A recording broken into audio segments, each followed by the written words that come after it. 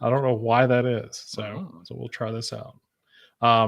But yeah, I mean, he was talking about it 15 years ago, So we're doing this not book. on YouTube? No, we're on both. Oh, okay. So we'll do both. Okay. Yeah, so the delay, I don't know what the delay is on either one of them for the chat. Okay, no, that's fine. I that. just, Yeah. for some reason, it got in my head when you said try it again. I'm like, oh, so that means we Yeah, won't I've just be, not or it's, been yeah. putting it on the Facebook feed. So, but yeah, so I don't know, so it's one of those things he's been talking about it for a long time. So I thought it was gonna be this like hefty, Hmm. thick hardcover book, or at least like there's one that Tomorrow's put out that I have. Oh, yeah, Um yeah. That's, like I thought it was gonna be something along those lines. Now that's a really good book. I totally recommend that book to everybody. and being one of the principals, you're going to let somebody else put out the definitive book Right. and not, yeah. Oh, for Okay. sure. Yeah. Yeah. There you go, Jim. Kind of missed a chance there, Missed dog. it. Yeah. I was very disappointed in that issue. Yeah. I was just like, I felt like it was kind of like put out because we're like, oh, I guess we need to put this out because it's the anniversary. Yeah. Okay. Okay, sure, I guess. You could have just not. Well, yeah. I mean, I feel like you waste a lot of paper. for what it was, it's like, well, And okay. it was like $5 or $6. I was just Mhm. like, okay. Yeah, it wasn't this kind of thing. It wasn't that kind of thing. Right. It was this, Yeah. yeah. Yeah. Well, it is what it is. So Yeah. oh well. But yeah, it was, it could have been something cool. But no, as far as like the stuff Mike and I have been talking about, um, I have more been focused on like my original collection before Mhm. the big purge, or the what did I used to Which call it, the great purge or whatever. which one was it though? Well, it was the first one. The first one got Have there sold. been a couple? Well, it was the one that, hey Doug, what is going on, man? Doug, what up? So we're live, but we're also talking about goofy stuff. We'll Doug, start the show in a little while. are you on YouTube or Facebook? Yeah, he's on YouTube. The little Oh, logo. okay, you can tell? Yeah. Okay. Yeah, in the chat for his icon, there's a little YouTube symbol. For Oh, yeah, Facebook, you're it'd be right. the Okay. blue circle. Yeah. Oh, okay, okay. I didn't realize that. Okay. Yeah. Yeah, we're gonna try this out. See which I'm being one. all educated. There you go. But yeah, so I sold my original collection. I started collecting it around 85, 86 ish, Mhm. somewhere in that range. The only reason I don't know 100% is because I was buying stuff off a spinner rack, and the dates when I go back and look at them now, the shipping dates are so wide. So I don't know. I remember it was probably in the summer of 85 or the summer of 86, Mhm. one of the two. Because the gas station I was buying them from was down the street from my grandparents' house. And, I just remember, we used to always go Nice. over there every day. So, Spinner rack in a gas oh, station. yeah. Oh, that's where I Yes. bought most of my comics for the first. That's Oh awesome. gosh, it was for a while. I bought G.I. Joe off the shelf there, or off the spinner rack. Bought G.I. Joe, Transformers, Elf Quest, Yes. Dreadstar. There was one or two, maybe it was Alien Legion, because it was all epic Okay. books. Epic. It was all, Yeah. it was all the epic Marvel epic stuff. So I was in that's Marvel epic line is what got me into comics. Period. I read all of those books, not Yeah. because I was like, "Oh, I want to read all the epic books." It was just all that particular Yeah, gas right. That's station what was carried. there. So, Yeah. when That's I good started stuff. going to the local Tales Resold, which was at a strip mall that we used to always go to back in Durham, when I was growing up, I just never paid attention to that store while we were there. So. Okay. Doug, it was mostly that's 7-Eleven. basically Yes. what this place was. It was just a little Yep. corner, Quick Mart or something like that. And that unfortunately is an experience that people getting into comics today will never be able to experience. Oh yeah, I love it. Do you know the podcaster Chris Sheehan? Yeah. Chris X Laps? Yeah, he talks about how the difficulty of the day was going and not knowing that the next issue would be there. Right. You would go every week, and Hmm. you're thinking, well, about a month, so in about 4 weeks they should have enough, and it never turned up. Yeah. Oh The yeah. next issue you saw was 1 or 2 or 3 issues after, Yep. and it's like, well, it's what they ordered in, or It's what just yeah. what they That's allowed to come in. It's like, yeah, that was. You're like, well, it oh was damn, I because of missed that the next one. spinner rack, and then because of that comic shop, they had back issues, and for Oh, that okay, exact reason, because so many, I would miss so many issues, and right. again, not knowing anything. I mean, I'm like 10 maybe at Oh the yeah, time, yeah, brand you new know, at it. uh, Yeah, uh, so learning, that's awesome. talking to the comic shop owner, Miss King. I still refer to her as Miss King, even though she's told me many times when Don't, I was a teenager and in my don't. 20s and stuff like that, coming back from college. She was like, "You can call me Janine." I'm like, "Yeah, all right, sure thing, Miss King, I'll do Yeah, right. Yep. that." So, but yeah, I would stop by her shop even way after, anytime like her shop, she's moved it now a couple of years back to Raleigh. Um, so I haven't been to where the new location is, Mhm. newish location. But anytime I was in Durham and I had a second, I would stop by her store just to pop my head in, and she would, just say hey or whatever.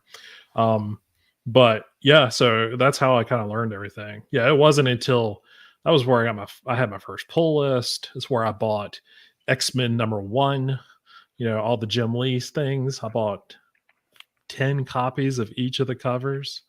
Nice. Yeah, that's where the addiction started for sure with X-Men #1.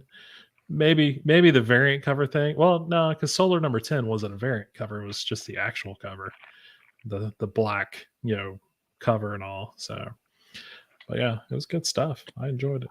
Um, Talking about older books, I just put in an order with Lone Star for the 3 issues of Poison Elves that Ape put Oh out. wow. Remember Ape? Yeah. Hmm.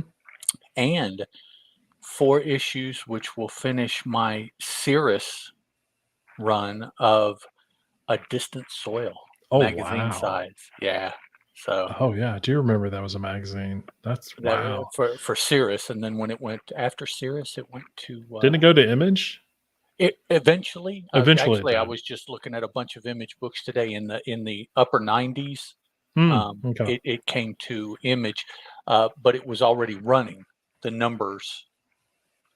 So I guess she brought it from her company. Mhm. Um, a Distant Soil, is I that what think she it's yeah. published I think under? And yeah, I think she went to Image, and then after a little while, I think she got unhappy with them and took it yeah, back. yeah. I But got yeah, to the very first Heroes Con I ever went to. I got to eat dinner with her oh wow, just randomly.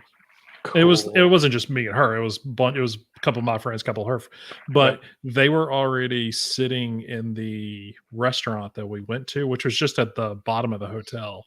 Okay. And we had got our food or whatever, and there really wasn't a whole lot of places to sit. And she just kind of like, hey, pull up a chair, whatever. Nice. So we got to talk about stuff and everything like that. And luckily, two of the guys, I mean, we all worked in a comic shop, so that was cool. So we already knew her, knew what she did and everything like that. Right. So, Right. but I had never read Distant Soil at that point, and so a couple of the guys, Chad and I forgot what the other dude's name, Brian, maybe is what his name was. Anyway, but they had read it.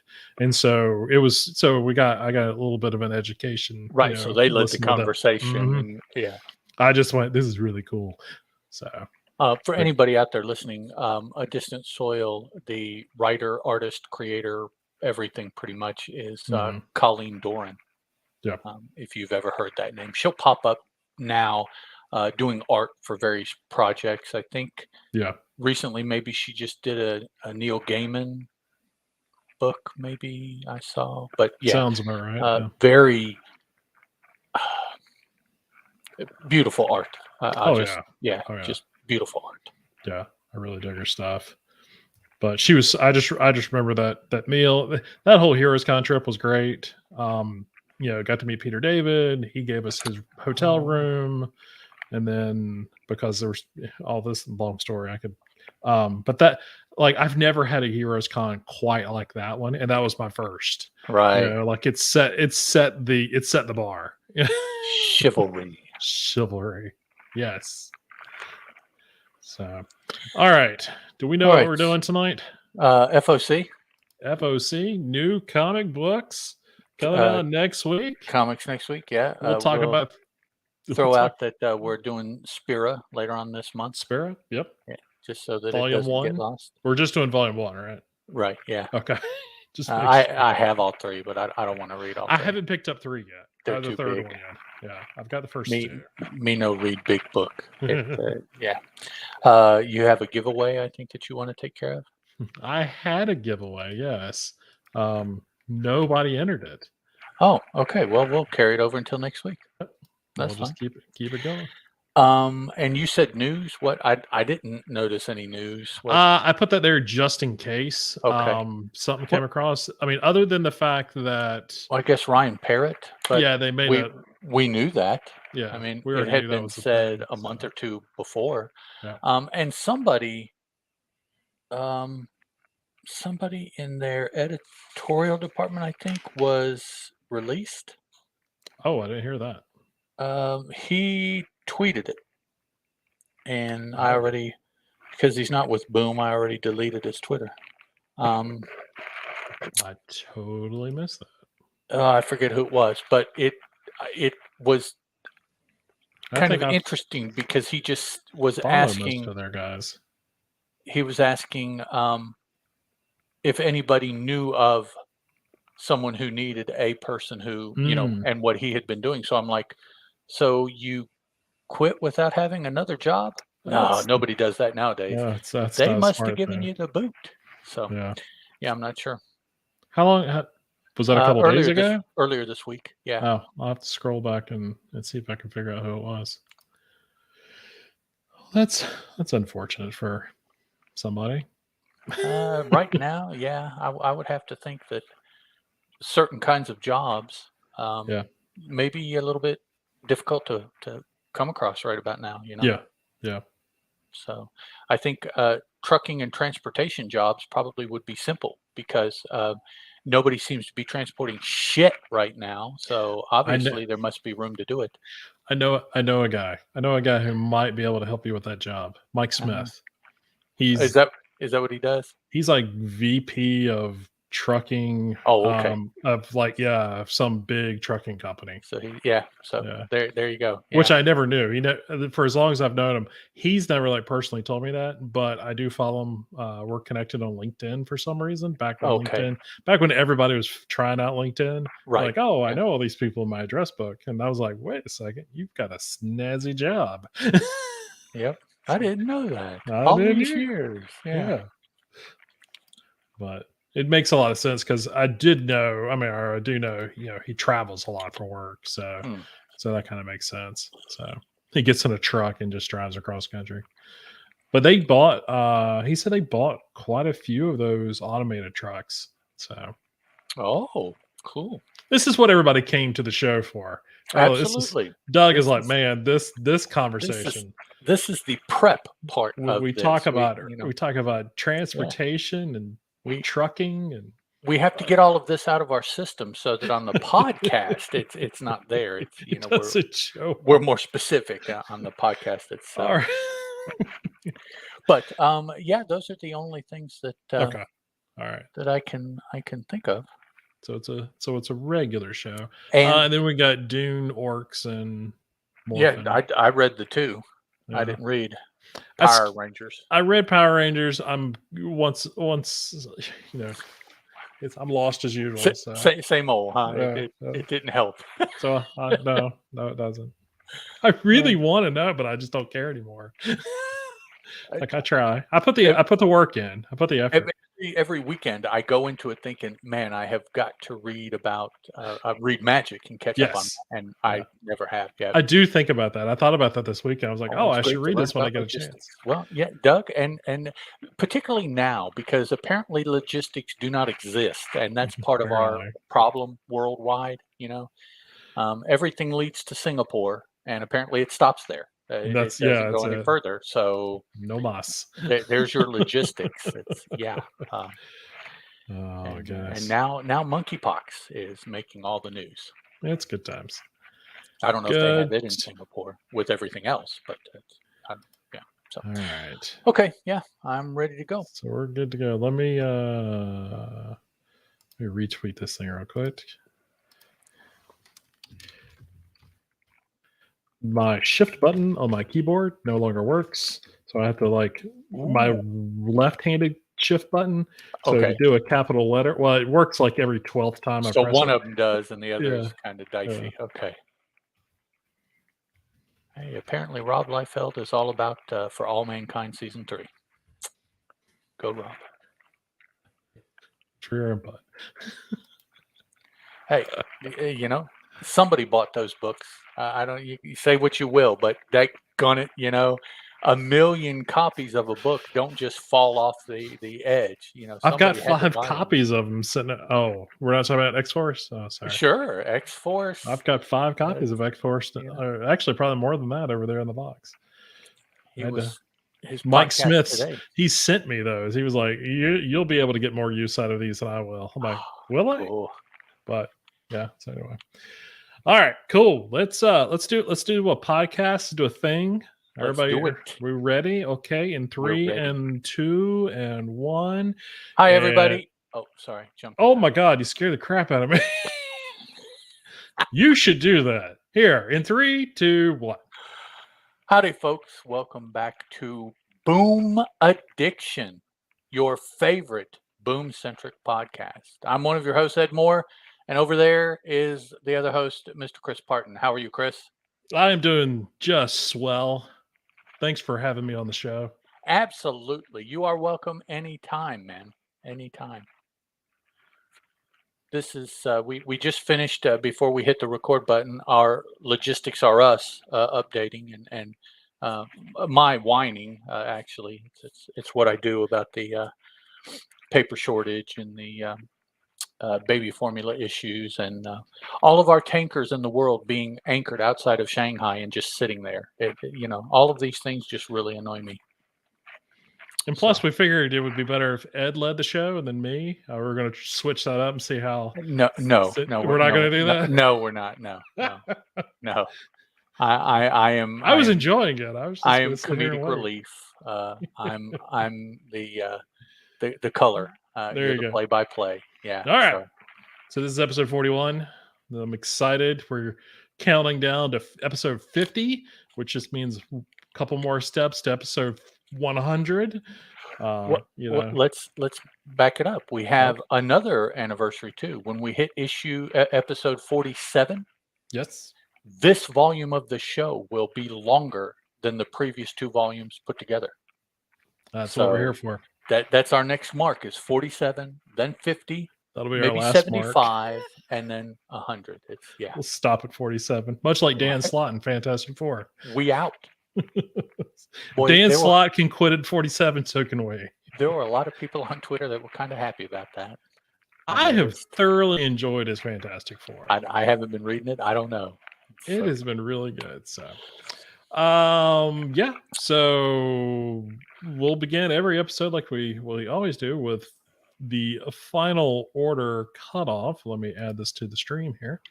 Pow! And I zoomed it in so you can see it. Oh yeah, a lot better now. Not that middle frame there. Yeah, like slamming just right there in front of you. So, all right.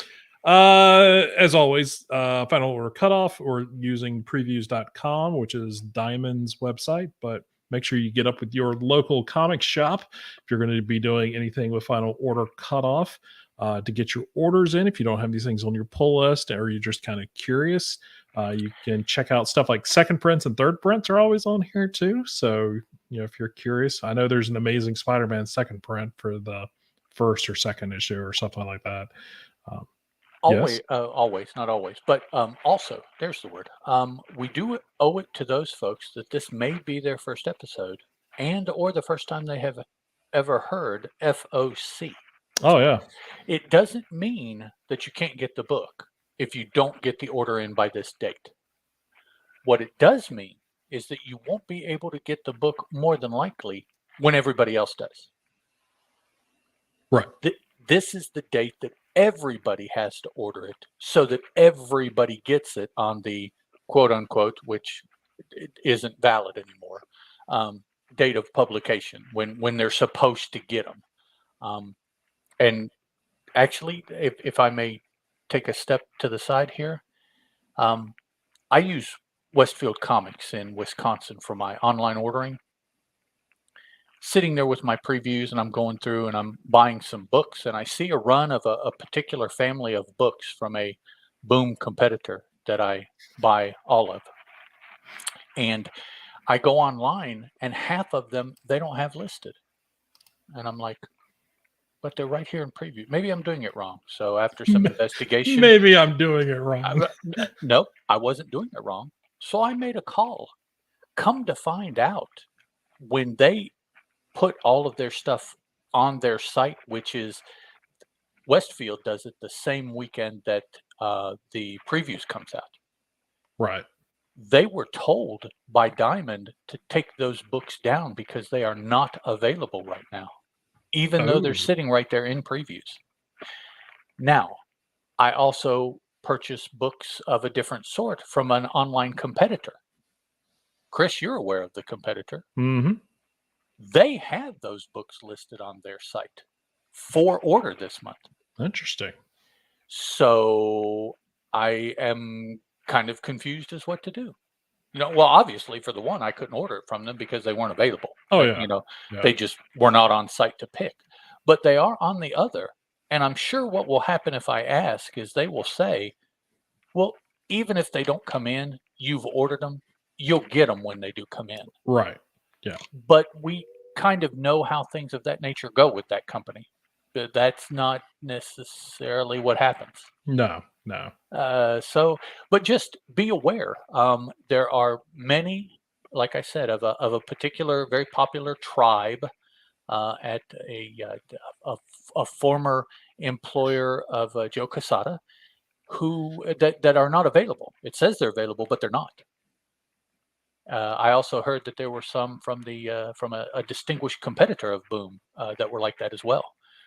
I didn't run into those. I don't know which ones those are. So be aware that because of all this paper shortage and printing and all that other stuff, there finally is a truly noticeable impact in my mind. And that is that they're listed in previews, but they're truly not available for pre-order.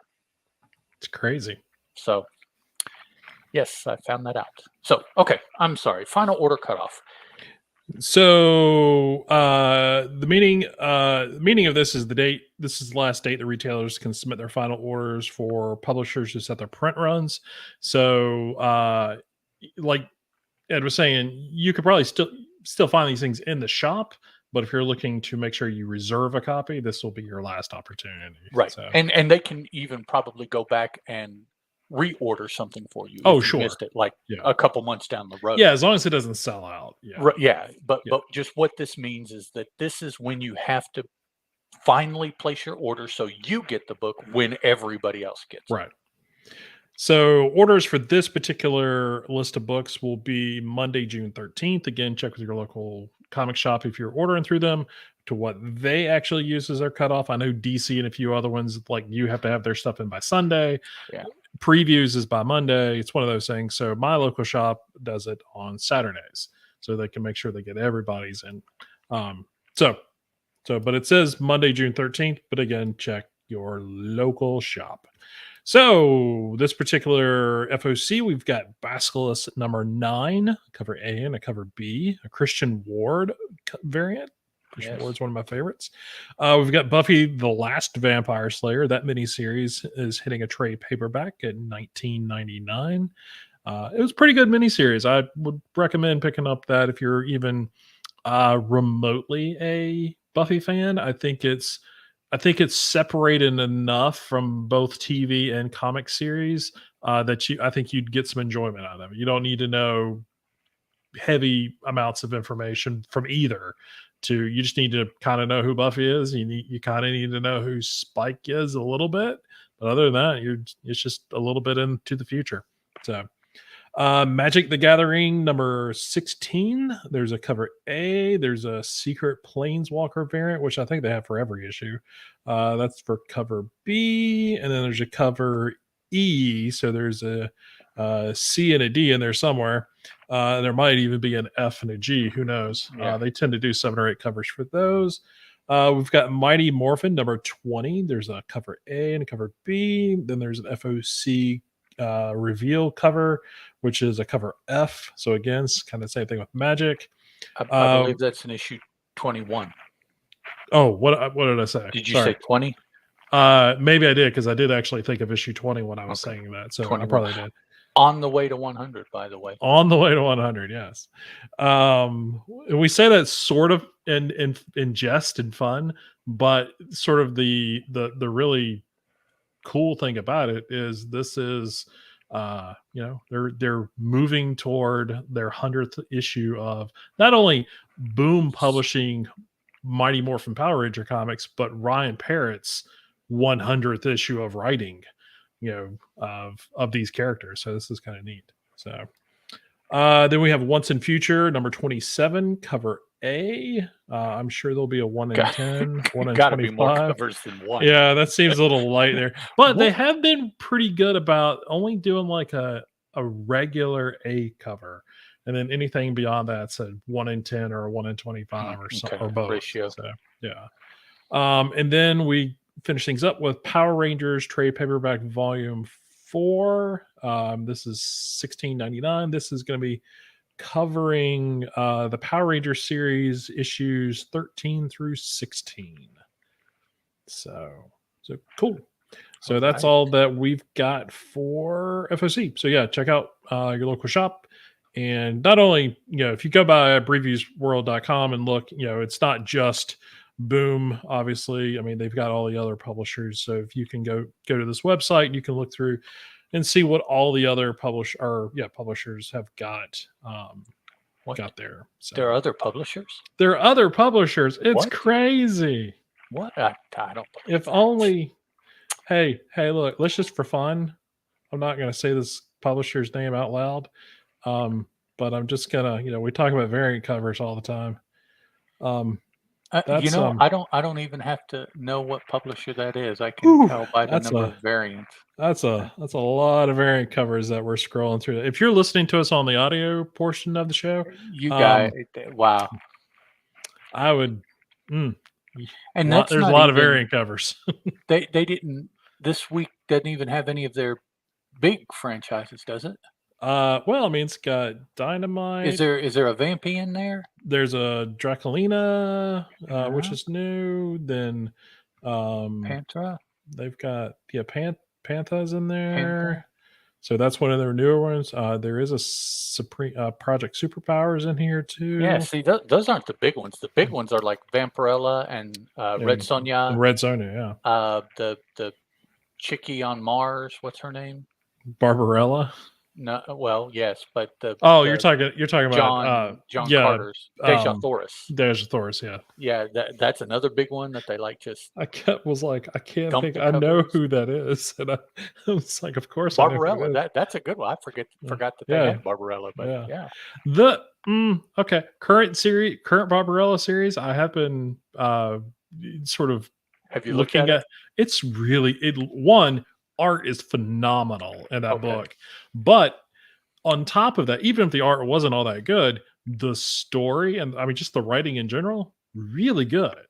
Oh, and they, for whatever reason, this and like the last 2 Barbarella series have been really good.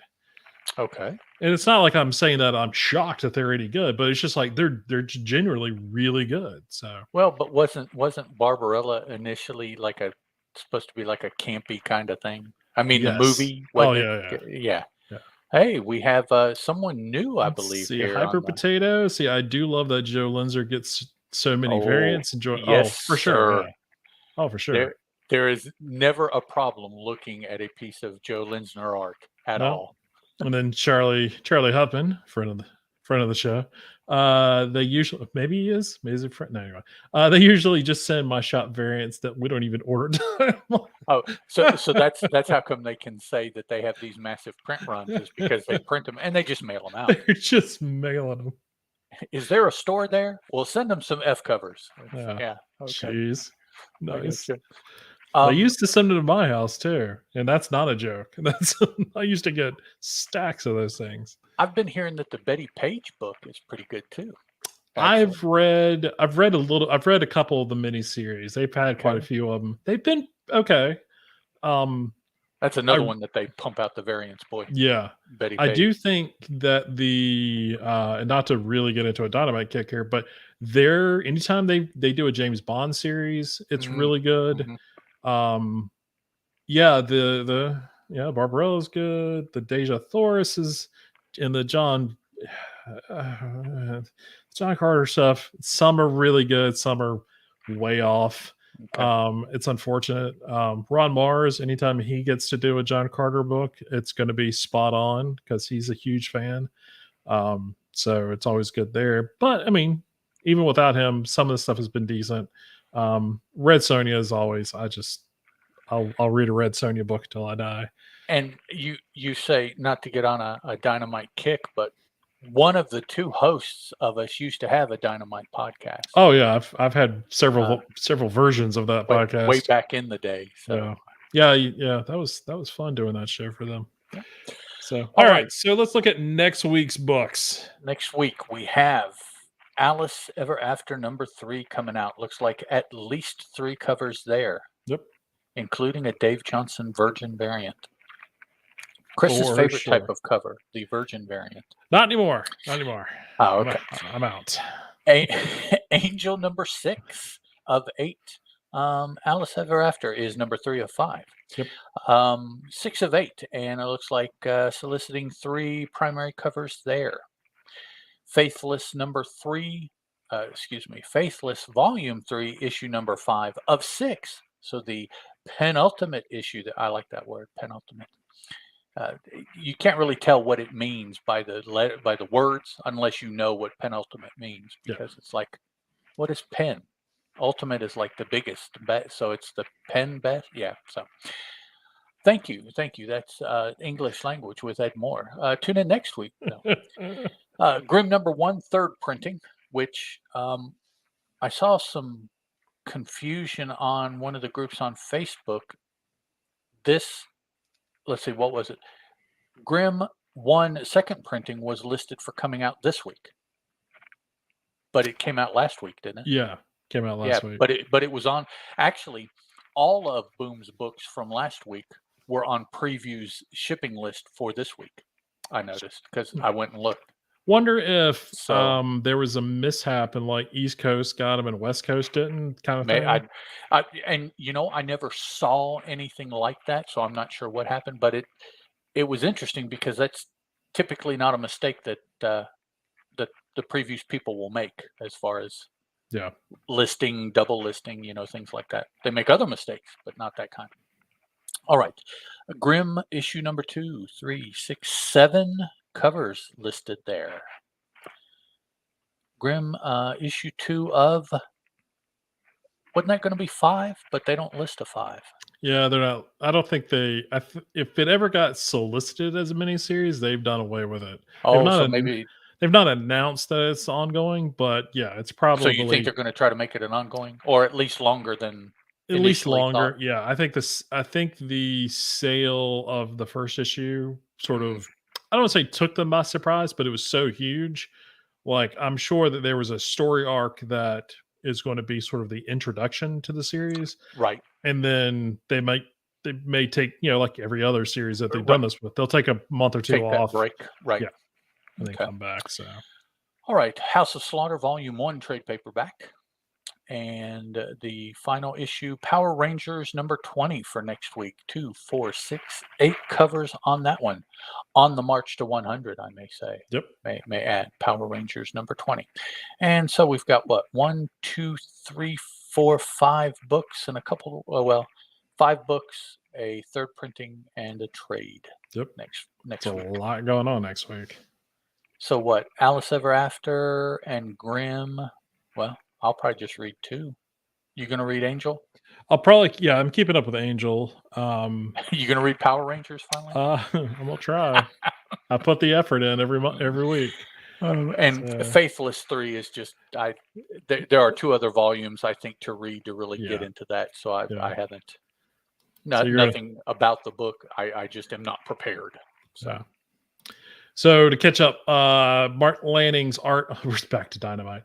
yes. Yes, anytime Mark Lanning does work on James Bond, it is amazing. I totally agree with that. So, and then what's Charlie got here? Not sure why they do a comic book based on a real person, especially one that passed years ago.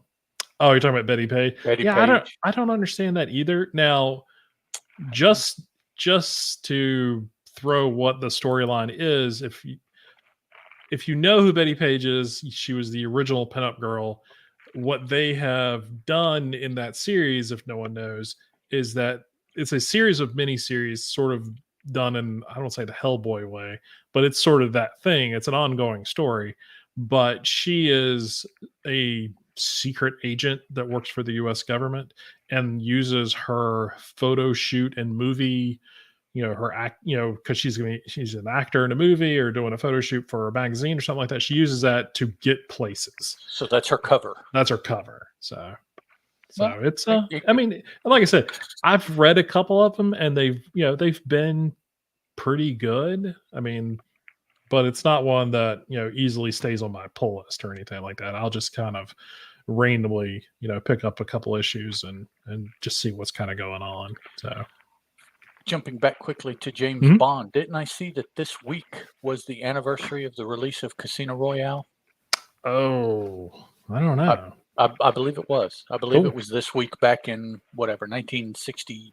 Oh, you're talking about the original? Because yeah. When you say anniversary, I was thinking Daniel Craig's Casino Royale. Yeah, no. No. The real really? Casino Royale. Really? The first one. That didn't start at all? Yeah, no. Whatever. Okay.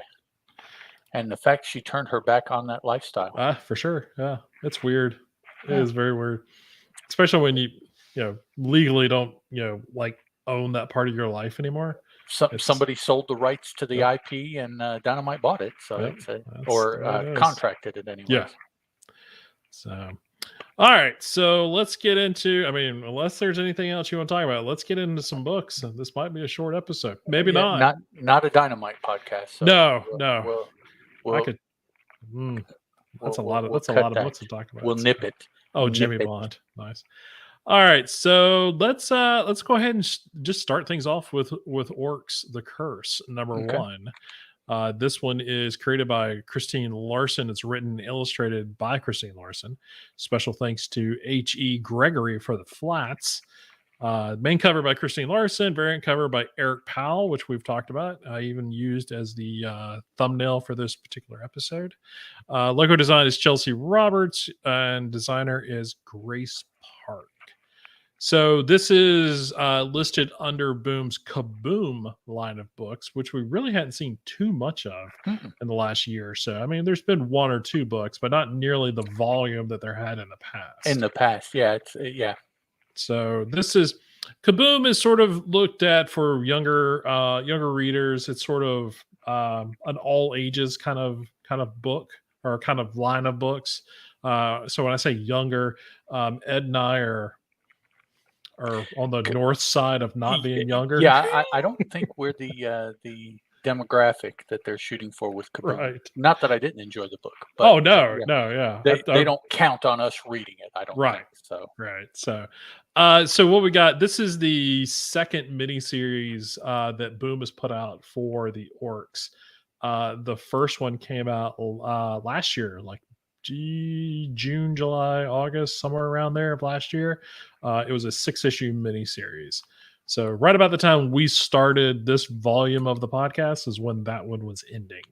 So if you want to go back and check that one out. So Christine Larson is also known due to work on Adventure Time and stuff like that. So definitely has the chops, just as the kids say.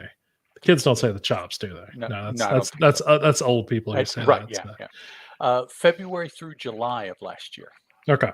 Was when that came out. So this particular issue is basically a wizard who is decided that he is going to rule this world, and in doing so has taken morphing spells and has changed a what is a flock of crows called? I forget. Ravens are a murder. I'm not sure what a These are flock of crows are called. So, but if taking a whole group of crows, we'll just I don't know, the black-eyed. I don't know. I don't know. The black-eyed crow. Yeah, the what was that band's called? Band's Black-eyed peas. No, the crows. The black crow, counting crows. There you go. Thank you.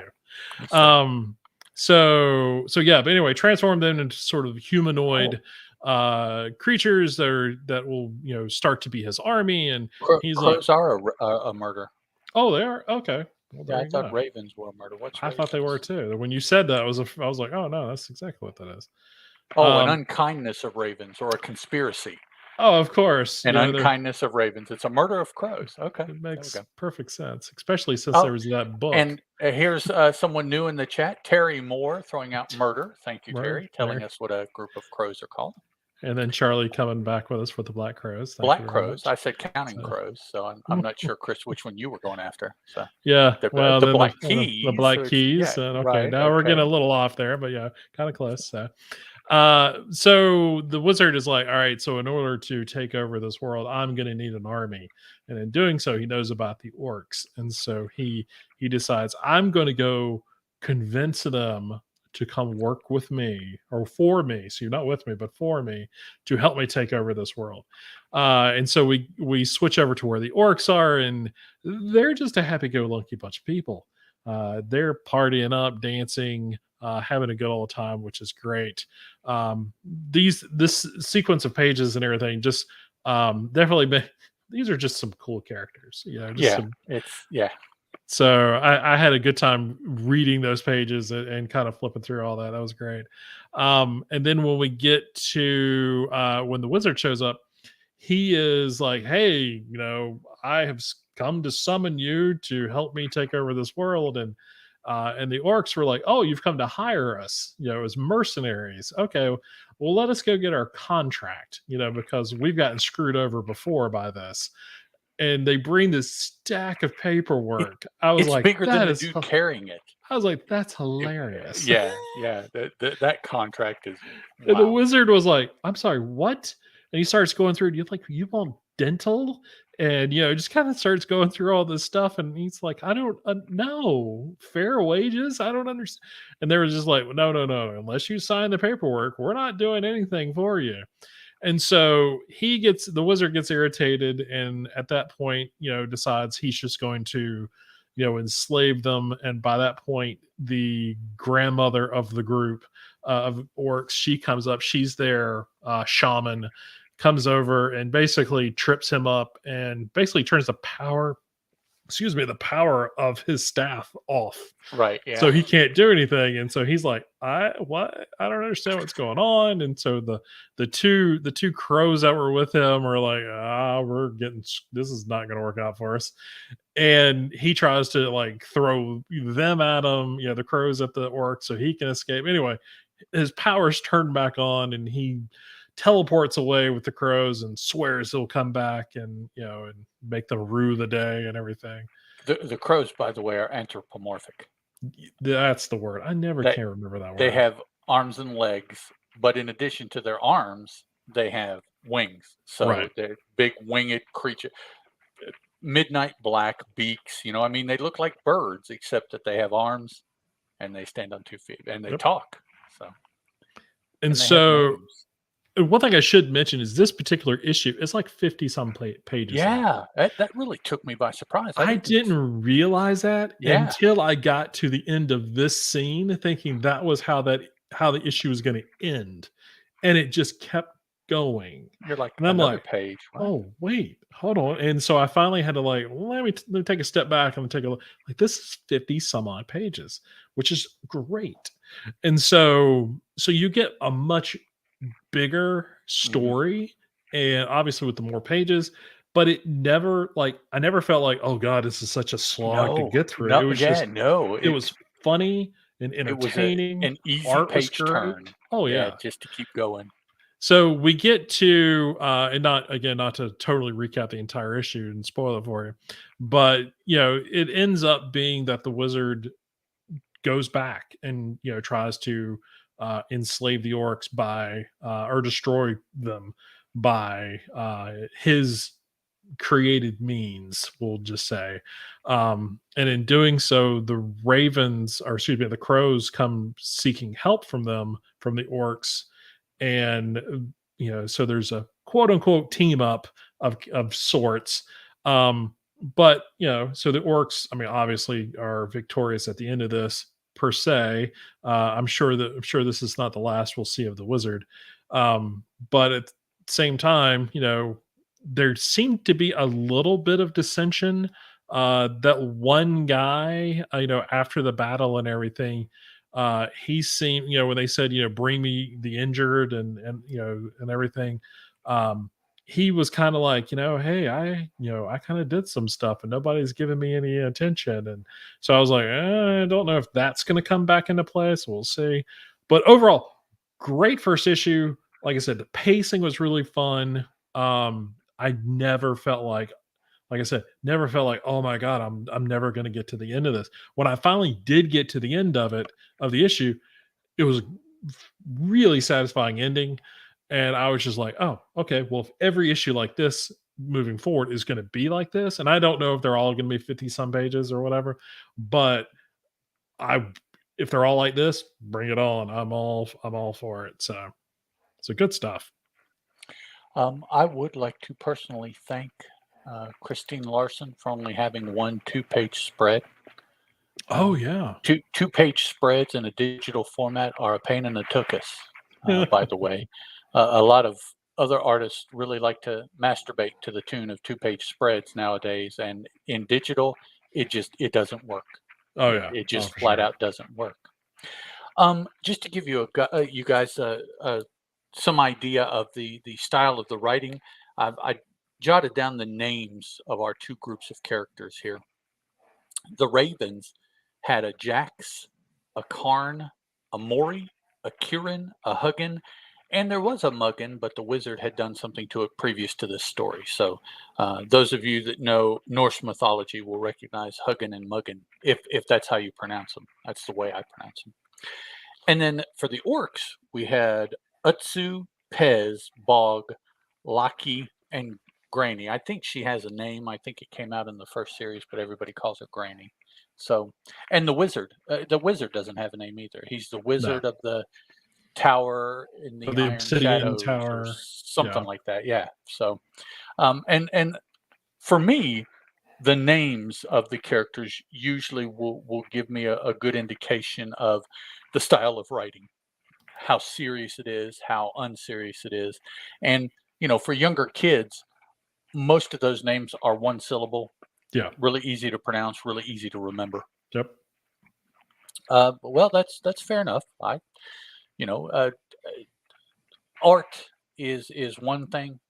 Reading a digital comic book, though, is Oh yeah, for sure. so having a two-page spread on your wall, somewhere where the sun doesn't get to it. Absolutely, Oh yeah. yeah. George Perez comes to mind. I would paper my wall with two-page spreads of his, but it just you know most digital readers don't have guided view or whatever Yeah. We're Comixology used to call it or whatever. So a two-page spread is just half the kind of size. flipping back and forth, going, okay, I'm starting at the top of this panel and reading across. Yeah, it Yeah. doesn't work. And sometimes I don't know it's a double page spread until I'm like, this dialogue seems really janky. Really, I'm when you like, read just down to the bottom, you're like, yeah, I'm like, wait a minute, why are they saying? yeah. Go back. I'm like, oh, Go now to I the got to next page reread and you're it. like, Yeah, oh, okay, I see what they did. No, Charlie, I didn't run into yeah. I an don't think Odin that anybody I was named Odin. Thor or Heimdall or Sif Yeah, or any of those. There could have been a Volstagg there in the orcs somewhere in the dance scenes. yeah. He could have been sitting in the back. I don't know, but There's a lot of them. yep. But yeah. So good first issue. And like I said, 50 plus pages, and it's only $6. It's Fun book $5.99. to read. Fun So book. I really think it's a good price for that amount of pages.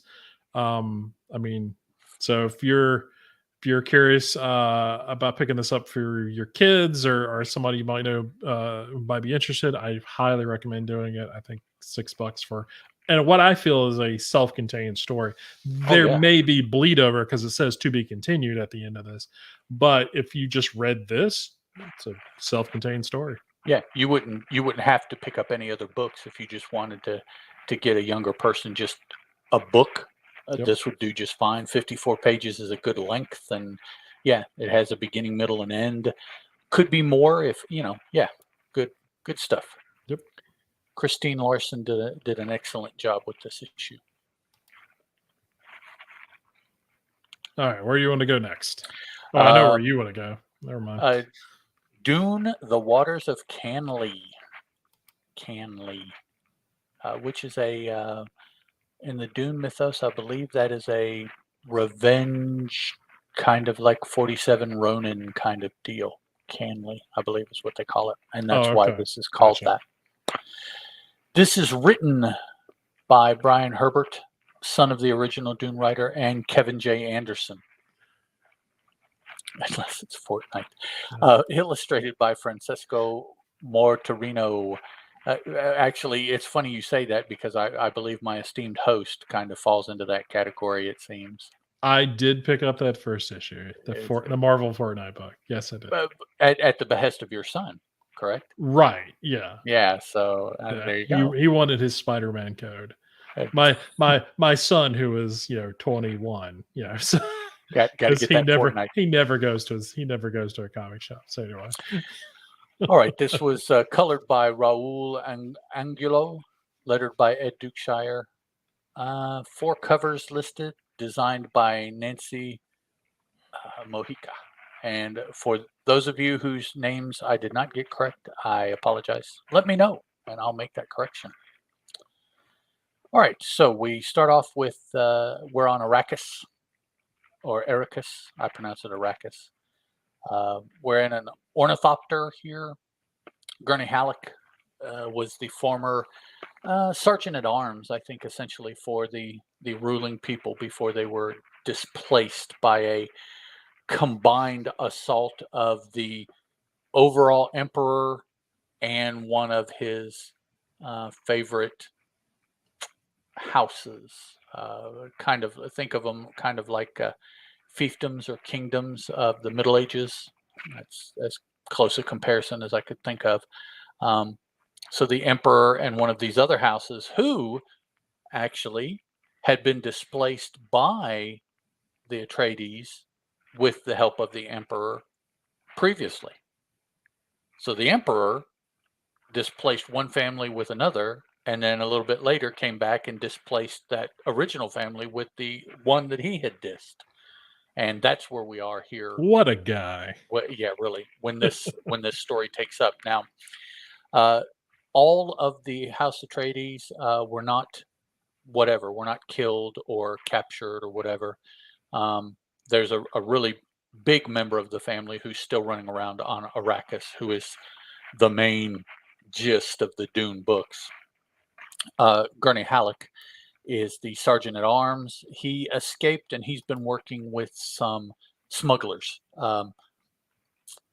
doing smuggler stuff, but constantly trying to parlay that into getting his revenge on the family, the Harkonnens, that displaced the Atreides family. So he's staying here. He's doing what he's got to do to be close, to put a plan into effect to get revenge on the Harkonnens for what they did to the Atreides.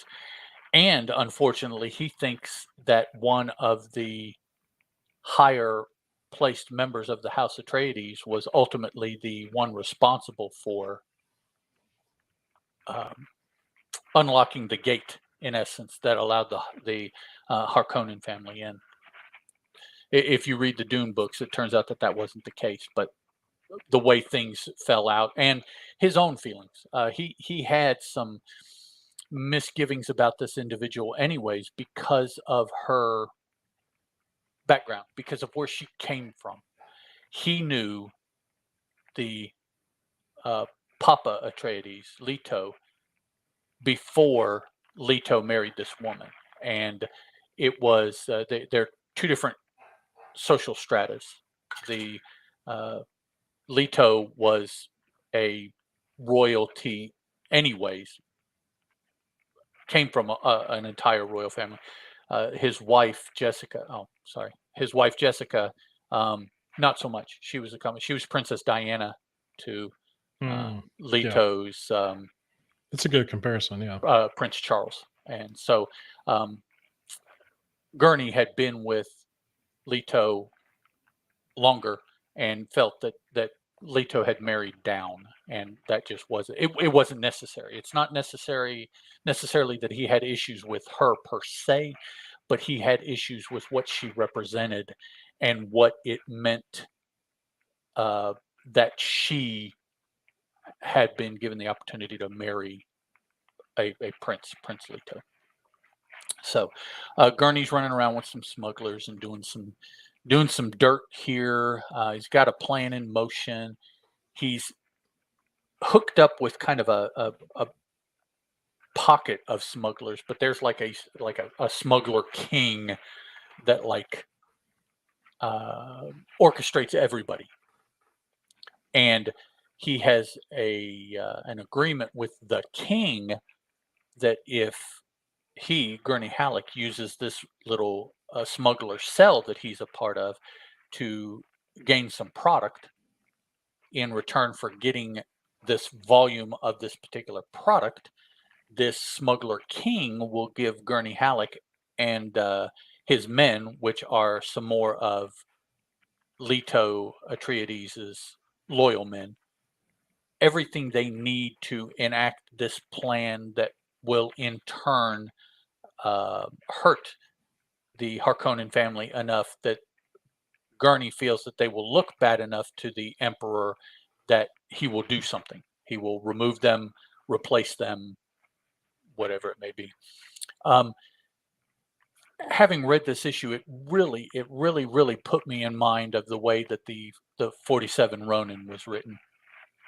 For those of you that have ever read that story and or seen the movie that had Keanu Reeves in it. Yeah.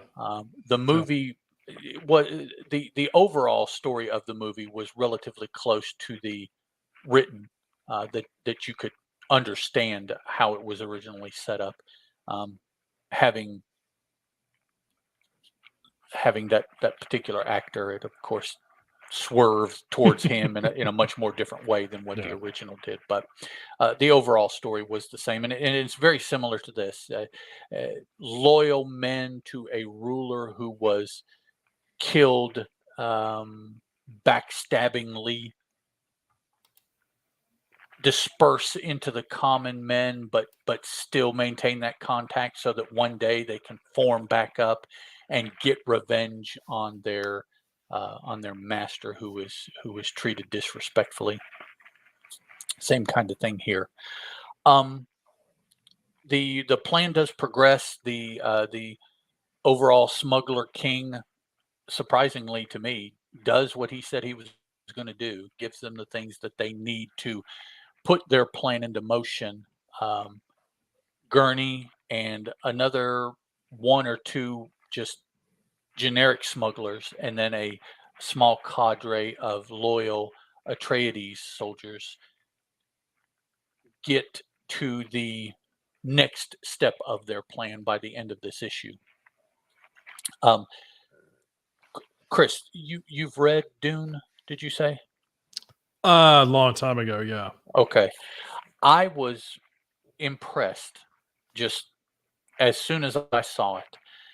When they go into the, did you read this issue? Yeah, yeah, Okay, when they go into the village mhm, and they confront the freeman, yeah, did you notice his eyes? yeah, His eyes are blue. yep, You can barely see him because the picture just isn't big enough. But right, and actually, he couple pages later, he's got a full frontal here, and his eyes are blue. mhm, For those of you that know the Dune mythos, that's a very important thing. And I just like that, even though it's a small part of this, mhm, these men are, the current writers of Dune, and they were with it enough that they made the artist color those eyes, or the colorist, mhm, blue, which is indicative of, for reasons, the freemen on Arrakis. They yeah, they all they all have blue eyes, and if you are not one of them, if you stay with them long enough, your eyes turn blue also. It's a thing about Arrakis, and if you read Dune, you'll see. And so, and it's not a, like, we regular humans, we have blue eyes, but this is a different blue, and it's very telling for people that have spent significant amounts of time on Arrakis. It gives them away unless they mhm, do something to their eyes to change that. It's a feature of living on the planet and the environment of the planet. Um, I it kept me going all issue. I was able to keep up with it. I was able to read it through. I liked where it ended. I was kind of surprised that the smuggler king didn't turn on him yet. We don't right, know if yeah, that, we don't know if yeah, that won't be the case later. Um, as the story is progressing, there's some more things that I want to see if they actually give us pictures of, people and places from the Dune mythos that are really cool in the description, and if you can draw them, they would be really cool to look at. So I'm looking forward to some things like that. The navigators on the guild ships, in particular, yeah, I want to see if we get to see them, how they do that. Um, and it just, for particularly for people that like Dune, I think it would be a very good part of that. Now, it is my understanding that there is a novel by this name, so I would imagine this is just a visual adaptation of the novel. yeah, I think so, yeah, So if you've read the novel, I doubt that there's anything here that's like surprising, or it just, it would, to me, it would add to it, because of course, when we read, we have our own pictures that we have in our mhm, head. Here is someone else's interpretation, or perhaps there were things that, just for whatever reason, in your head, they were just confused or muddled when you read it. Seeing a picture of certain things, maybe will clear up, and bring some aha moments to part of what you read, if you had anything like that happen. Um, yeah, just very, very solid storytelling, solid art. The coloring is good. Arrakis is a desert planet, so it's very earth tony, yeah, and everything, though, is discernible.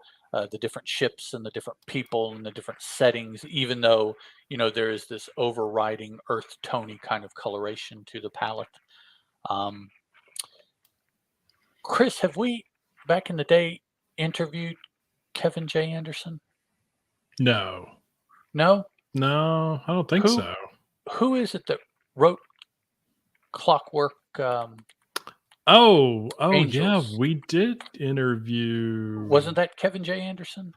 You might be right. Yeah, let me look it up here. Doo, doo, doo.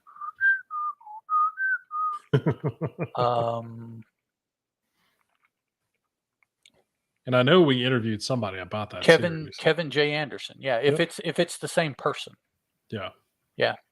So, for a different book for Boom back in the day, we interviewed Kevin J. Anderson. So there's a connection there to this particular book, Yeah.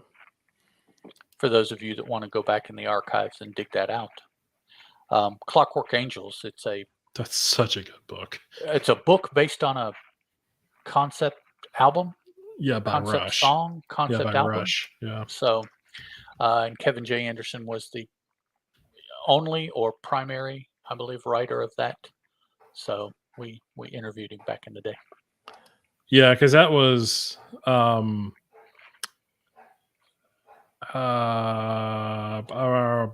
good. Neil Peart's, the drummer of Rush. That was like his thing. So he like co-wrote it or something like that Okay. with Anderson. But yeah. So but it's based off of their, you know, like their album or something to that effect. Yeah. I'm trying to remember everything about it, but I do remember really enjoying that book. It's very high concept kind of thing. Yes, So, yes, I remember it being being rather high concept, yeah. particularly when you compare it to like Orcs. Yeah. Orcs was just very visceral and Yep. you're getting it right there. Whereas, yeah, Clockwork Angels was kind of, what the heck is that? Yeah. Yeah. It took Yeah, it took kind a of, couple chances on a page and yeah, it was, let me yeah. come back to this. So I'll have to dig up Um, that episode and that interview so that we can have that as a classic episode because I do yeah, think that's a good interview to go back and listen to. you could just link that in the notes for the episode. Yep, I can do that as well. So what did you think of I liked What it. is Mechanical? I didn't get a chance to go back and read the first issue because I completely missed that issue. Oh, okay. So but even not having read that issue, there was nothing about this issue that I felt lost on. Okay. It definitely just sort of drops you. I felt it just dropped you into the middle of everything, and then you just kind of kept going. I really, as the art in this is harkens back to a very Wildstorm uh, Mm-hmm. house style that I was very Okay. familiar with. Um, reminded me of all of those artists in the late '90s, early 2000s. I was a big fan of. So I really dug that. Um, but it's one of those things. For some reason, it's not that I struggled with the first miniseries or 10 issue or 12 issue series that they had. I didn't struggle with it, but it was just kind of like it was like, yeah, okay, it was all right. But reading this, I was like, and it might be mainly because I don't know this particular story that well. Mm-hmm. So it was still pretty new to me. So having kind of rehash, I guess, Dune itself, I've read and seen that story a couple of times, a couple of different ways. And so it's just kind of like, all right, well, it's just a thing. This was something kind of new for me. So Right. I think it came across that way.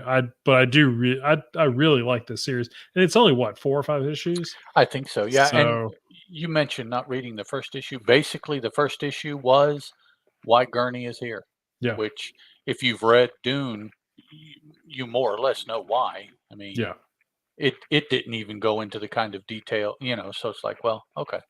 Yeah, yeah, this really, to me, is where the story starts. yeah, yeah. It's a good solid issue. So don't worry if you missed the first issue, can't find it or whatever. Pick up issue 2, and you'll be good to go. Yep. So, all right, let's have a little fun here. Mighty Morphin number 20. This is written by Matt Groom, illustrated by Moses Hidalgo or Hidalgo. Moises Hidalgo. Whew. I follow him on Twitter. He's really good. Can't pronounce the name because I suck. Colored by Raul Angulo. Didn't he just do Did he? Canley? Yeah, I Yeah. thought he just did. Yeah. So man, get busy. And then lettered by Ed Dukeshire, who Hey, didn't he just let her? he just lettered that Yeah. too. Yeah, Oh, okay. Ooh. so there we go. Let's see. Bunch of variant covers. Madison Goyette is our designer. So sort of the gist of this issue, and I to rehash the rehash. I will continue to read Power Rangers, even though I don't even know what the heck is going on anymore. So for you, each issue is a one-off, right? It is a It's one-off. Yeah. So I try to remember everything that goes on. I am horrible at it. I'm horrible with names. I probably should write stuff down. But you would think after reading this thing as long as I have, you would think I would know stuff. Nope, not so much. So anyway, so the key part of this is the fact that the team is split up in two. You've got one part of the team that is on Lenosis, which is in the Lion Galaxy, and then you have Rocky and Matt, our Red Ranger, and our Green Ranger. They're on Earth. They're outside the command center ruins, fighting some big alien dude who I forget what his name is, but he's giving them a run for their money. Um, and it's sort of, because we're at this point where we're getting, obviously new rangers filling in, old roles and stuff like that. So our Red Ranger is Rocky, and our Green Ranger is Matt. And Rocky is very sort of unsure of himself. He's very, certain that the other Rangers left him here on Earth just because he's not a good Ranger. He's just an okay Ranger. He even says something along those lines, like he's like, I know why they left me. I suck. And Matt's like, no, but this is all in the heat of the battle and everything. He's like, Matt's like, look, you're one of the best. The reason that they left you here is because they knew that you could, you didn't need a team around you to fend off and defend, the command center and all this other stuff, so the two of them still can't take on this the alien that they're fighting and everything. And what ends up happening is Matt gets just thrashed. And so after this pep talk and everything, he gives Matt, or excuse me, gives Rocky. Rocky's fighting with his sword, Matt's fighting with his sword, and Matt gives Rocky, the Green Ranger gives the Red Ranger part of his power as well as his sword. And so he has a combined, the abilities of both. And in doing so, his costume alters. So if you think of the Green Ranger using the Red Ranger's head or helmet, but he's red and gold. So he's got the shoulder pads and everything. It's a cool design. It's just a nice mixture of the two costumes because he's using the two powers and everything like that. He does not defeat the villain, and the whole time as he's fighting, he is basically holding the line.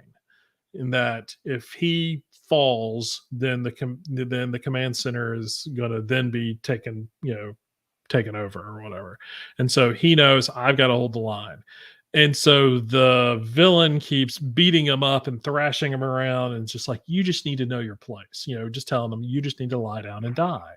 And, and the Red Ranger's like, no, that's not what I'm going to do. And he's very quippy. And, even though he's much like, I feel like Power Rangers is like having a team of Spider-Man just fighting. Okay. They're all very quippy, and they're all, despite how much they get torn down and everything. I mean, even reading this week's issue of Amazing Spider-Man was very reminiscent of that. Getting torn to pieces and basically getting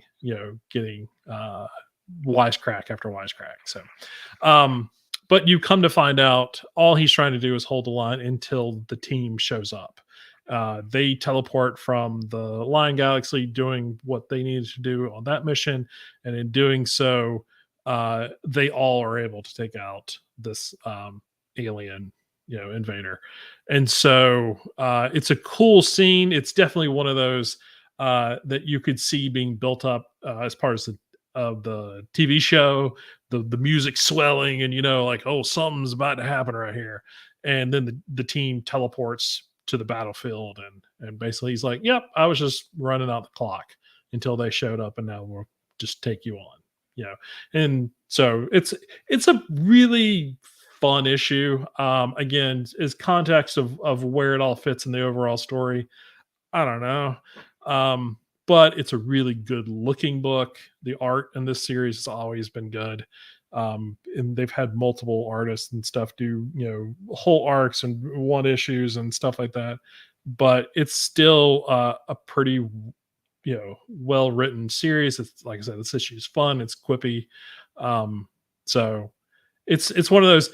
I would normally say whether or not I recommend the book or not. I think if you're going to be reading Power Rangers, you're already reading Power Rangers. If you're curious about the Power Rangers, more likely you're going to pick up a trade or something like that. You're not going to just grab this issue. You might, I don't know. I've had fun with it, and again, I try and read this book every time a new issue comes out. I'm not very successful in clicking with it, but I try. Charlie chimes in and says he becomes the Brown Ranger, meaning he's the number 2 fighter. Nice. Funny. So you're about as quippy as some of these Power Rangers. But it's like I said, it's a good issue. It's a good sort of feel good moment for the Red Ranger trying to realize his sort of place in it all. And then the issue does end on a very sour note, sad note, very sad, and so we'll kind of see how that plays out in the next issue. So but yeah, it's Mighty Morphin Power Rangers. You know what you're going to get, but it's not very. I never have read an issue where I think this is very textbook. Mm-hmm. I have read, like, even when the TV show was in its prime, I couldn't watch it. It was so campy. I'm saying that was a shite joke. That's exactly what that was. That's what I'm saying, man. But yeah, so but it's never that. It's never campy. There are moments of that sort of hearkening to the show on purpose. But yeah, it's always, got some heart to it. It's got some, it's got some good laughter in it and everything. Great action. So and it's been going, we're marching toward 100, issue 100 of this. So which I think there's the way it makes it sound today is that when it hits 100, that the two series will merge, to be maybe one series. I don't know. We'll see. Because they called it Mighty Morphin Power Rangers number 100. So we'll see. But either way, good stuff. Cool. All right. Anything else? I feel like it was kind of. Oh, there you go. Oh yeah, we do have a couple of things to talk about before we this go here. Will be the next book, old book that we talk about, guys. Yep. This is Volume 1, Spira. Show them the spine of that. See, that's a big one. It's not huge, but it's a big one. Let's see. It's more than 22 pages. 160-ish, almost. Yeah, 160-ish. It looks like. The book itself is over 175, though. No. Charlie's asking. I was going to ask Chris what version of the Ranger. Honestly, I don't know. Because I never paid attention to any of that stuff. So I have no idea what version of these Rangers are. I do know what you're saying as far as like Dino Thunder, Wildfire. Like I know those names, but I don't know what these are. So. In the Godzilla book, they're the Dino Rangers. Oh, that's true. Yeah. We do know that. Yeah. But that's coming from IDW with the assist from Boom. But we've still been talking about it. The Freddie Williams art. Jeez. Yes. Wow. So good. Drawing some Godzilla monsters. He's a monster. He's drawing the book that he was meant to draw. Oh man. Good stuff. But so we've got Spira. That'll be our next what episode did we decide on? I was gonna say we might want to push it to the first week of July. Okay. Because, yeah. The next several weeks are 3 to 5 books a week that we want to talk about. So we're shooting for, we'll just say July 7th. That's the first Thursday of July. So he'd be a good artist. Yes, Freddie Williams is more than acceptable for sure. Oh, for sure. For sure. So yeah. So if you've not ever checked out Spira, I highly recommend doing that. Freddie Williams the third. The third, yes. Yeah, I don't mean to slight the man. Yeah. Yeah, that was always the thing. Comic Geek Speak always made sure to say the third. Yeah. So because there were two more before him. So yeah, apparently. So check that out. Now if you listen to last episode, we had a small discussion about multiple printings and stuff like that, and how quote unquote fair market value shot up the price of a certain second print. So I was going to give away a copy of Grim #1 second print. Of said second print. Yes. So, but no one, and all you had to do was just email boomaddiction@gmail.com and tell us, and we're having to take your word for it, but tell us that you didn't get a copy of issue 1, that you would like to, get a copy to read it.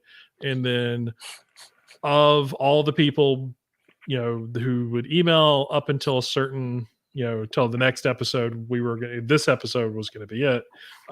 Then we would select randomly from that list, and then I would mail that book out. Yep. It's pretty simple. Nobody responded. So one of multiple things happened. I'm assuming that anybody who wanted a copy already got their copy, which is great. If they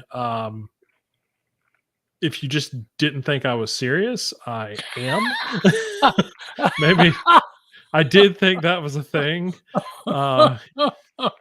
I did. He's just jerking us around. Right. Man. I did think that was a thing because I was like, no, seriously. So I am serious. I will give it. So we'll push this off for another episode. So episode 42, which will be next Thursday. So if you want to get in on that, you've got to email boomaddiction@gmail.com before June 16th.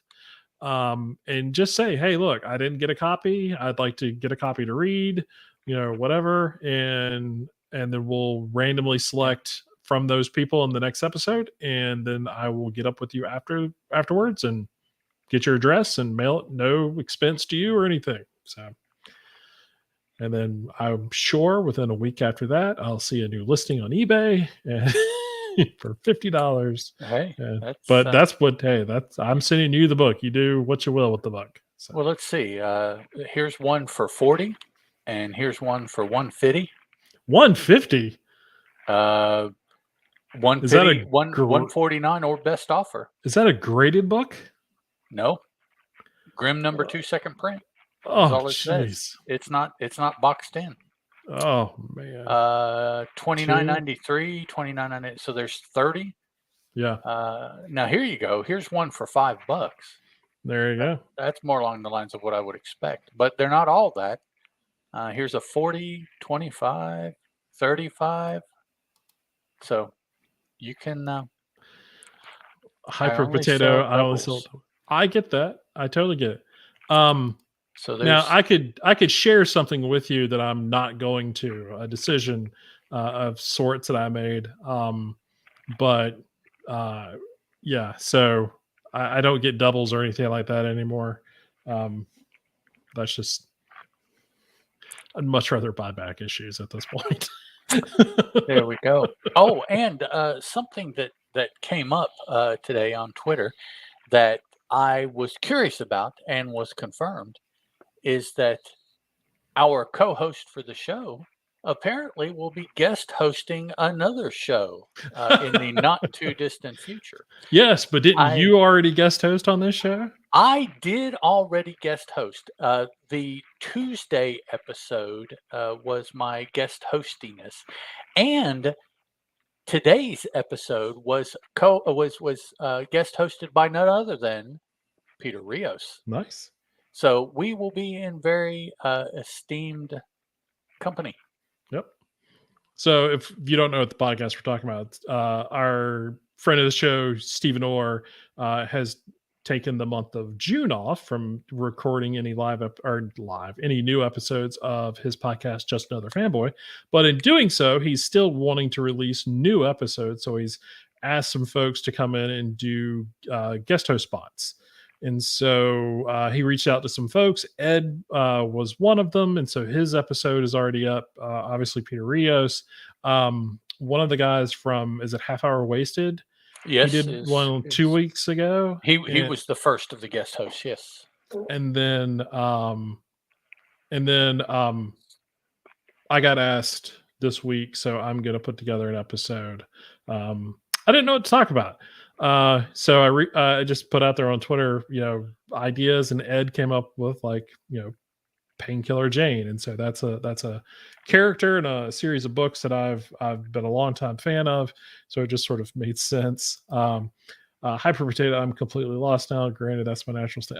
Don't worry about it. No, I half said something and then I pulled back because I didn't feel like getting into that conversation.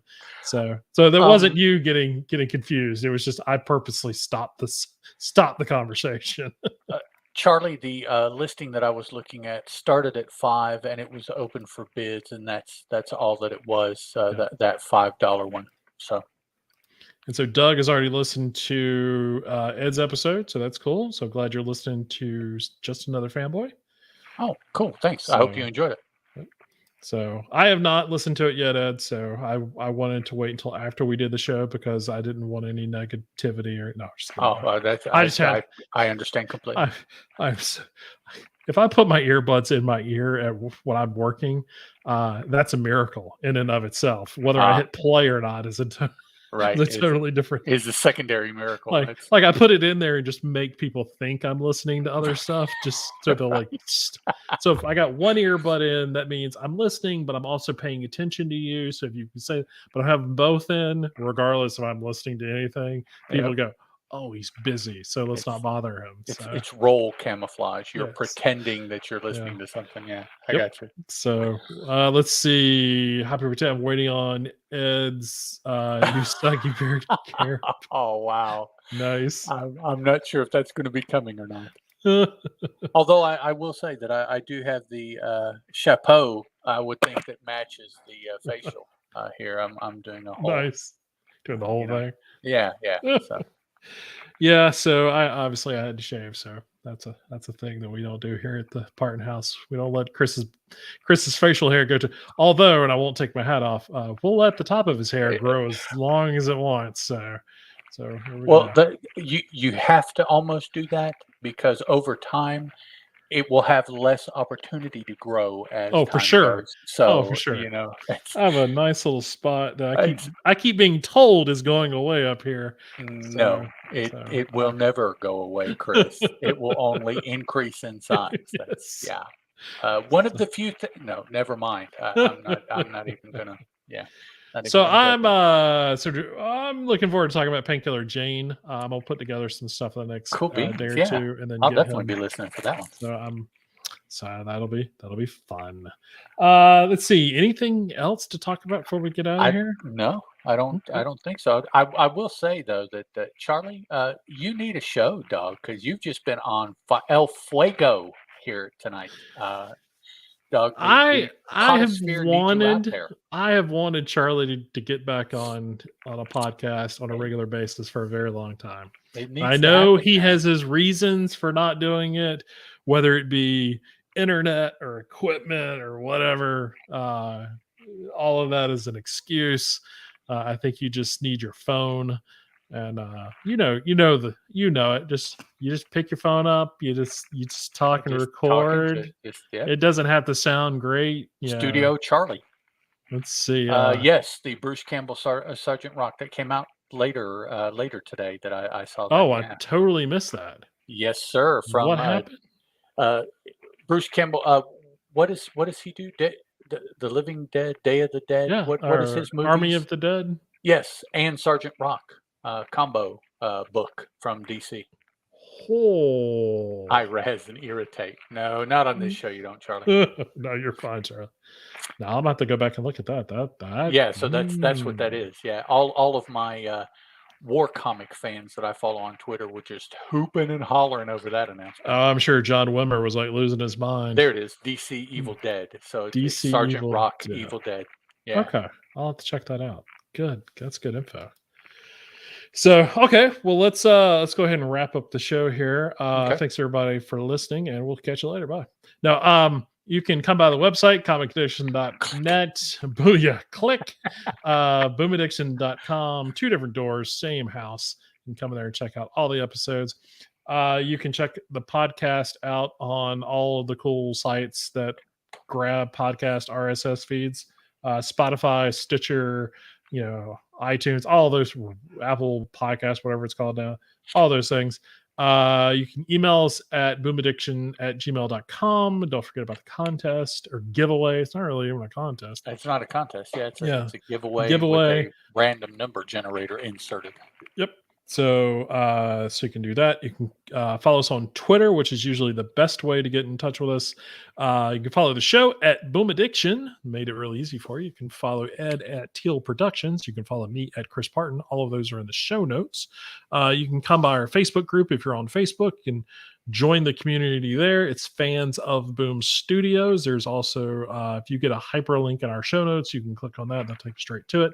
There is our forums over at Just Another Fanboys forums. I forget what the link is off the top of my head, but that is in the last episode. The link is in those show notes, and I will put it in the show notes for this particular episode. So come Just by Another there. fanboy.freeforums.net. There you go. So come by there, join the forums. Not only hang out with us and talk about comics, Boom Addictions or Boom Studios, not Boom Addiction, in the Boom Addiction section, but you can talk about anything else in all the other sections. It's just a good community to join. Let's see. I think that's about it. I did make a comment on Twitter. If we had a decent size number of folks in the chat, we would do a giveaway for Alice Ever After #3 set of A, B, and C. I don't feel like we had a whole lot of people in the chat. I mean, it was Charlie, it was Hyper Potato, Doug. Not any slight on either of y'all or any of y'all, but I do want to kind of get a little bit larger crowd just to make it fair. That Terry Moore chick was in and there. And Terry Moore was in there. Is Terry not getting copies of this? I don't. You don't think so? No. We might have to hook Terry up with some comics. Hey, A, B, and C. That sounds like a good set to me. Yeah, that's. Apparently, I bought an extra set of covers. I don't know why. I don't know how I did it. How do buying one is one thing, but when you buy a whole set, Charlie doesn't want to play. Oh, Charlie doesn't want to play. All right, that's no problem. No problem. So, and I know Doug already has them, so then it would just be down to Terry and Hyper Potato. Steven, maybe if Steven dropped in, or Terry, Hyper Potato, if Rios, if he stopped in. If we can get the chat, and we're still, and trust me, I totally know, we're still a pretty small community and all that. But if we can get 10 people on the chat on an episode or something like that, I would definitely give away stuff. So we tend to hover, 3, 4, 5, folks, which is always great to have. And obviously we get a lot of, conversation going because of that. I know last episode we had a lot. Oh, wow. On. Yeah. And so with Charlie joining us in this episode, Hyper Potato, definitely, adding to the show, which is always, that's exactly what we want. I mean, we love doing that kind of stuff. So, but if I can get a few more people, that'd be cool. So I would have to read. Charlie doesn't want to have to read. No reading for Charlie. So what do I win? What do I win, Don? Oh, that's why we don't do it on Facebook, because the username doesn't show up. I remember now, there was a reason we don't do it on Facebook. Sorry about that. What he's won. I don't know who you are. A year's supply of rice-a-roni. Nice. So, all right. So I think that's about it. Cool. I believe so. All right, everybody. Thank y'all for joining. This is episode number 41. We'll be back next week, hopefully with episode 42 with a lot of books to talk about. Ed, as always, thank you for joining me. Yes, sir. And we will catch all of you next week. Goodbye. Ciao. And normally here's where I would click in broadcast and do it and just cut everybody off. Too many people, man. But you folks are still talking. So who is the Facebook user that we can't see your identity? I am curious. Let's see. Are you someone we know? See, so we know. Okay, so I know one person from Facebook is watching, and then 3 people from Comic Addiction are watching. 5 people. There's 2 now on Facebook. So there you go. So that was the reason that we don't use the Facebook stream live on Facebook, because we can't see who the usernames are. I think there's a way I can do that, because I know some other shows that live stream on, like my local comic shop, when they do their That was Facebook Terry sales. Moore. Oh, is that Terry? Okay, What cool. do I win, Don? Yeah.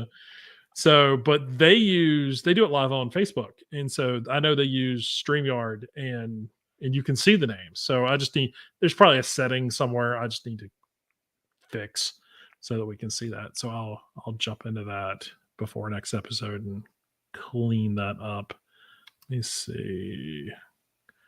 No, nothing right there. I'm just taking a quick look. Taking a look and seeing what I can find. But yeah, so I will figure something out. So a set of steak knives. So, alrighty. So did you know there's closed captioning on Facebook? Closed caption? Yes, I knew that. Yeah, yeah. It's I'm like, I don't know how good the That's closed cool. captioning is, I but yeah. went over there to see, and it was accurate word for Oh, word okay. to hear the little bit I was watching. Cool. I know YouTube's got it. So, and I've seen the Facebook when I've been on a live stream, watching a live stream. They have it on there. So, Okay. yep. So yeah, so Charlie, I did buy the Fortnite. Well, you follow me on Twitter, so yeah. So I bought that. This week was a very weird week for me as far as books I bought. So definitely a strange week. But yeah, I other than, outside of the boom stuff, because that's obvious. I have narrowed my new release pull list pretty small, so that I can start focusing on buyback issues and stuff like Old that. books. So yeah, while Thunderbolts is not a old book, it is one of those books that was in my collection before the first purge, Mhm. or the Great Purge, or whatever I used to call it. So I'm going to Still good stuff. still work on Cool picking up some concept. of those things. Let's see, we sold about 50 copies in the store, and we have to order more. Oh, of the Fortnite one, yeah.